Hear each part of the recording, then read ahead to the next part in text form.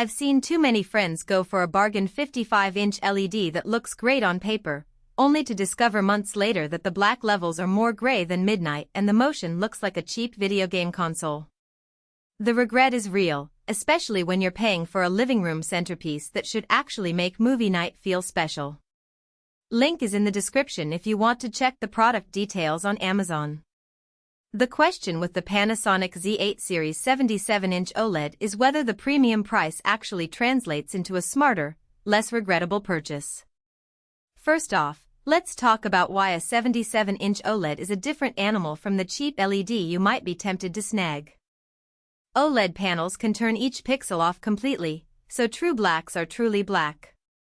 That matters when you're watching a dark thriller or a sci-fi film with a lot of shadow detail, things that get washed out on a dim LED.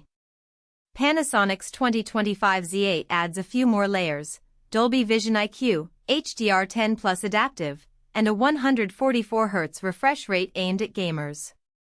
Those aren't just marketing buzzwords, they affect everyday moments. When you stream a Netflix documentary in Dolby Vision, the TV reads the ambient light in the room and adjusts brightness on the fly, so you still get punchy colors whether the curtains are drawn or the sun is blazing. On a typical 4K LED, you'd either be stuck with a static HDR setting or have to manually tweak the picture each time. Setting it up is fairly straightforward if you've done a TV install before, but the size does demand a bit of planning. The stand is wide enough to accommodate most entertainment consoles, but you'll likely want it wall-mounted to really take advantage of the 77-inch canvas. The built-in Fire TV platform means you won't need an extra streaming box, just plug the HDMI cable from your console or sound system, connect power, and you're ready. The remote doubles as an Alexa device, so you can say, "Alexa, dim the lights," or "Alexa, switch to Netflix," without lifting a finger. That convenience is a genuine time saver if you've got a busy household. Now, who should actually consider spending on this model? If you're a cinephile who already has a sound system and cares about color accuracy, the Z8's Master OLED Pro panel is a clear win. The TV is calibrated by Panasonic to hit a reference DCI-P3 color space, so you'll see reds that aren't oversaturated and blues that stay true to life. The 360 Soundscape Pro, tuned by Technics, adds a decent upward-firing speaker array that creates a subtle height dimension good enough for a living room without a full-blown Dolby Atmos setup.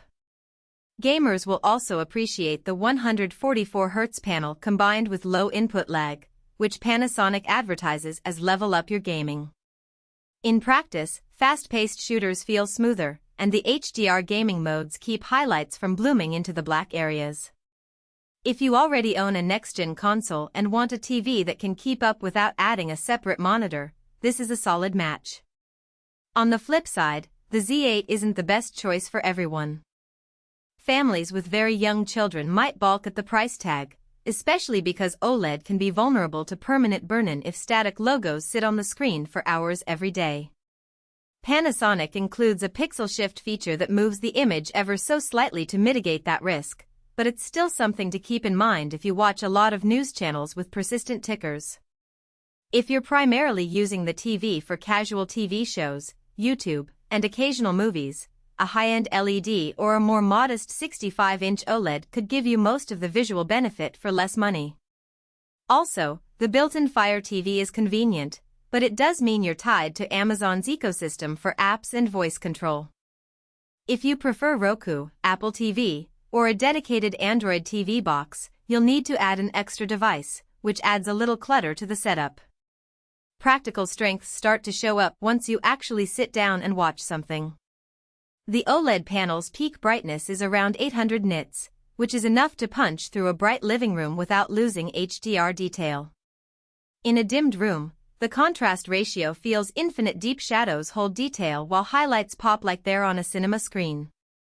I tested a 4K HDR movie that switches between nighttime cityscapes and daytime explosions, and the TV handled the transition without any visible blooming or loss of color fidelity.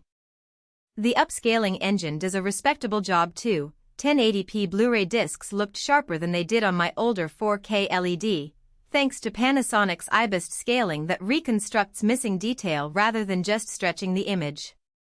The 144Hz refresh rate isn't something you'll notice during a drama or a documentary, but for sports and gaming it's a game changer. I played a fast-moving soccer match and the motion appeared fluid, with no stutter during the rapid pans.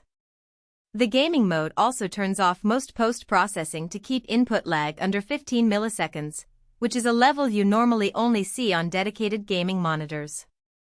That means you're getting a